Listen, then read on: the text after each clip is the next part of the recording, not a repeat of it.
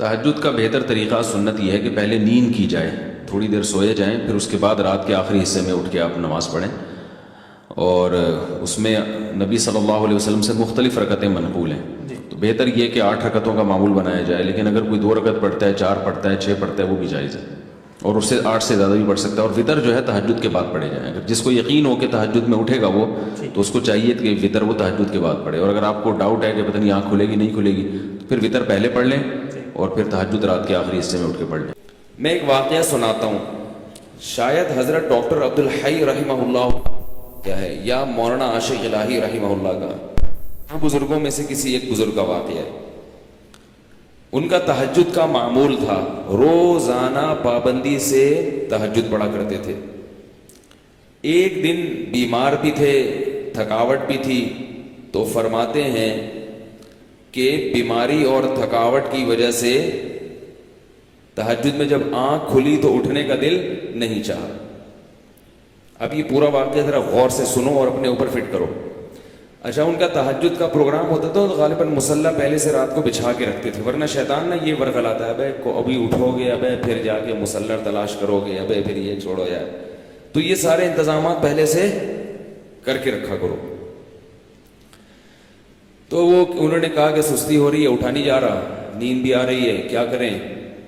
اب شیطان کا مقابلہ شروع، شیطان با مقابلہ انسان، کیا خیال ہے؟ اور یہ مقابلہ انسانوں کے ساتھ ہی ہوتا ہے، جو شیطان جیسے شیطان ہوتے ہیں نا، ان سے شیطان کو مقابلے کی ضرورت نہیں ہوتی، کہتے ہیں ویسے ہی پڑا ہوا ہے، میرے کہے بغیر ہی پڑا ہوا ہے، کیا خیال ہے؟ میرے کہے بغیر ہی پڑا ہوا ہے تو مجھے پڑے ہوئے کو اٹھانے کی چندہ ضرورت نہیں ہے۔ تو اب شیطان نے کیا کیا کہ بھائی سو جا، حدیث میں آتا ہے شیطان تھپکی دیتا ہے، سو جا بھائی بہت لمبی رات ہے۔ تو فرماتے ہیں کہ میں اب شیطان سے مقابلہ کیسے کروں، نفس سستی ہے، تو میں نے نفس کو سمجھانا شروع کر دیا اور شیطان کو ٹوپی کرانا شروع، یہ ٹوپی کے میرے الفاظ ہیں، ان کے نہیں ہیں۔ شیطان کو کیا شروع کر دی؟ ٹوپی کرانا۔ جیسے شیطان بھی ٹوپی کراتا ہے، پتہ ہے آپ کو شیطان پتہ ہے کیسے ٹوپی کراتا ہے؟ شیطان کہتے ہیں صرف ایک دن تو ناغہ کروا رہا ہوں تو اس سے روزانہ تو پڑتا ہے نا، یہ ٹوپیاں ہیں کہ بھائی جب ایک دن چھوڑو گے تو پھر اگلے دن بھی چھوڑو گے، سستی ایک دفعہ ہو گئی تو ہونا شروع۔ پھر شیطان یہ بھی ٹوپی کراتا ہے، کوئی فرض تھوڑی ہے تہجد، تو آج سنتیں چھڑوا رہا ہے، کل فرض چھڑوائے گا۔ فرض کیسے چھڑوائے گا؟ بولے گا چھوڑ دے، توبہ کر لینا، توبہ تو قبول ہو جاتی ہے نا بھائی، کتنا بڑا گناہ ہو رہا ہے، توبہ تو قبول ہو جاتی ہے۔ تو یہ ہوتے ہوتے وہ آگے بڑھتا ہے، پھر جہنم میں پہنچا کے بغیر وہ اطمینان سے نہیں بیٹھتا۔ تو جیسے شیطان ٹوپی کراتا ہے، آپ بھی شیطان کو ٹوپی کراؤ۔ تو انہوں نے شیطان کو کیسے ٹوپی کرائی؟ انہوں نے شیطان کو ایسے ٹوپی کرائی کہ شیطان نے کہا سو جا سو جا بھائی سو جا۔ انہوں نے کہا بس اٹھ کے بیٹھ رہا ہوں اور کچھ بھی نہیں کر رہا۔ بھائی لیٹا ہوا آدمی اٹھ کے بیٹھ جائے تو یہ تو کوئی مشکل نہیں ہے نا، بھائی میں بیٹھوں گا دوبارہ سو جاؤں گا، تھوڑی دیر بیٹھوں گا بس۔ تو کہہ رہے ہیں اٹھ کے بیٹھ گئے۔ بیٹھنا اتنا مشکل نہیں ہوتا سوتے ہوئے، اس کو بتایا جائے نا 2 منٹ بیٹھو پھر لیٹ جانا، کہتے چلو نیند میں آ کے یوں کر کے اٹھے گا بیٹھے گا۔ اب جب بیٹھے ہیں تو شیطان کہہ رہا ہے لیٹ جاؤ، تم نے تو کہا تھا میں صرف بیٹھوں گا۔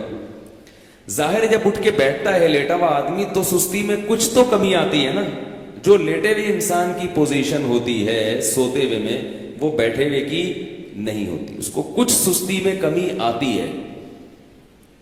اب جب اٹھ کے بیٹھے ہیں تو شیطان کہہ رہے لیٹ جاؤ، یہ کہہ رہے ہیں ایسا ہے کہ صرف کھڑا ہو جاتا ہوں، بیٹھے رہے تھوڑی دیر، آنکھیں واکھیں ملی، میں کھڑا ہو جاتا ہوں، یا یہ واش روم میں چلا جاتا ہوں۔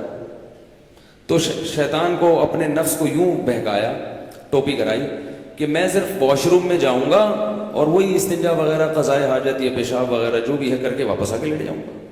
کیا خیال ہے اس میں کیا جاتا ہے؟ تو نفس جو ہے نا اس کے لیے آمادہ ہو جاتا ہے، چلو اتنا تو چلتا ہے۔ اگر لیٹے ہوئے یہ سوچتے نا کہ پیشاب کر کے آؤں گا تو پھر مشکل ہوتا، بیٹھے ہوئے آدمی کے لیے سوچنا آسان۔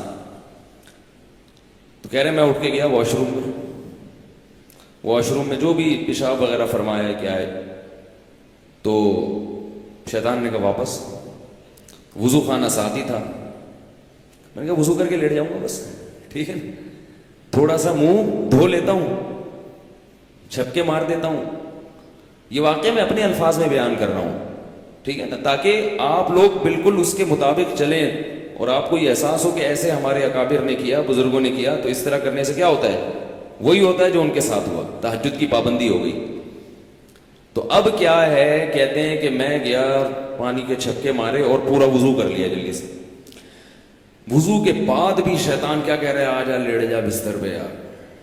کہہ رہے میں بستر کی طرف جاتے جاتے مصلی کی طرف گیا, جلدی سے نیت باندھ لی اللہ اکبر کر کے.